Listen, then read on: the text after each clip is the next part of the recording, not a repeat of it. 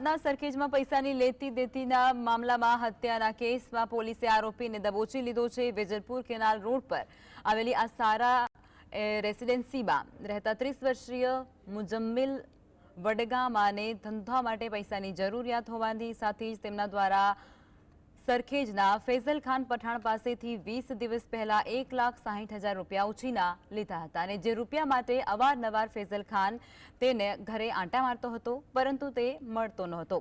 ત્યારે 25 ફેબ્રુઆરીના મંગળવારે બપોરના સમયે મુજમ્મિલ વડગામા તેના ભાઈની કરિયાણાની દુકાને હાજર હતો અને ત્યારે કાયદાના સંઘર્ષમાં આવતા કિશોરે આ અંગેની જાણ ફૈઝલ ખાનના કાકા રબનવાઝ પઠાણને કરી હતી અને જે બાદ રબનવાઝ પઠાણ તેના ઓળખીતા મુખત્યાર ગોરીને બોલાવતા તે પોતાની બર્ગમેન્ટ મોટરસાઇકલ લઈ અને પહોંચ્યા હતા અને ત્યારબાદ તેને ઝડપી પાડવા અને હત્યા કરીને હત્યાને અંજામ આપ્યો હતો। હાલ પોલીસ આ સમગ્ર મુદ્દે તપાસ હાથ ધરી રહી છે।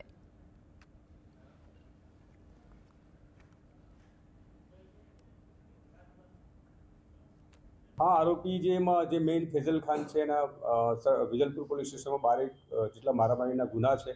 એ સિવાય જે મુખ્તિયાર હુસેન છે એ સરખેજ પોલીસ સ્ટેશનમાં NDPSના ગુનામાં પકડાયેલો છે। સાહેબ, આ આરોપીઓને જે મૃતક છે એમના પરિવારે અગાઉ કંઈક મકાન ગીરવે રાખીને પૈસા આપ્યા હતા, કેટલા રૂપિયા આપ્યા હતા, એ કંઈક જ્યારે ફરિયાદ કરવા આવ્યા ત્યારે કોઈ આવી રજૂઆત કરેલી નથી।